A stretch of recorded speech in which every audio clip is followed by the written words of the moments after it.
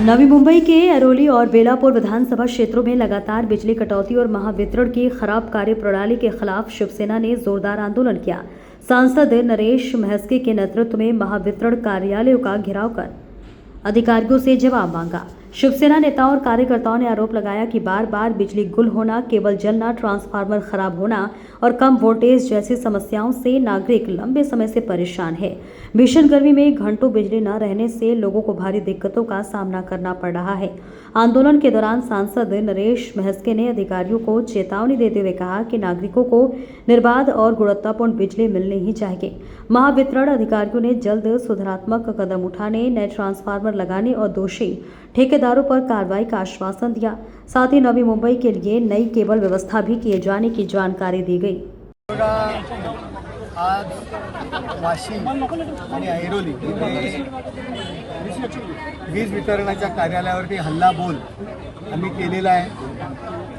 70,000 लोकवस्ती असताना सुद्धा एक सबस्टेशन आणि आज 4 लाखाच्या वरती ऐरोली भागाची लोकवस्ती असताना सुद्धा ते सबस्टेशन अनेक वर्ष हे विषय या वाशीमध्ये प्रलंबित आहेत। लाईट जाणं सातत्याने, कडक उन्हाळा, हॉस्पिटल, पोलीस स्टेशन असतील, लोक आजारी आहेत, परंतु रात्रीच्या वेळी लाईट जाते, टेम्परेचर वाढलेलं आहे आणि MSEBचे अधिकारी त्याकडे दुर्लक्ष करत असतात। केबल ओपन ठेवणं, जॉईंट नसणं, सोल्युशन नसणं, ते केबल नसणं, नगरसेवक आमचे स्वतःच्या खिशातनं पैसे टाकून केबल आणत असतात आणि म्हणून त्याचा जाब विचारण्याकरता या ठिकाणी आज आम्ही हल्लाबोल केलेला आहे। आमचे सर्व नगरसेवक या ठिकाणी आलेले, सर्व पदाधिकारी आलेले।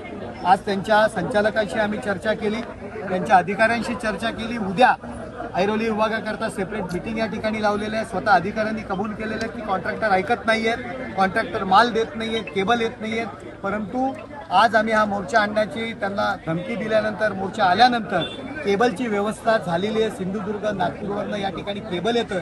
आठवड्याभरात या केबलचा प्रश्न या ठिकाणी सुटणार आहे। सबस्टेशनचे सुद्धा विषय आम्ही मांडलेले आहेत। वाशी येथे जाऊन पुढे सविस्तर बैठक होणार आहे।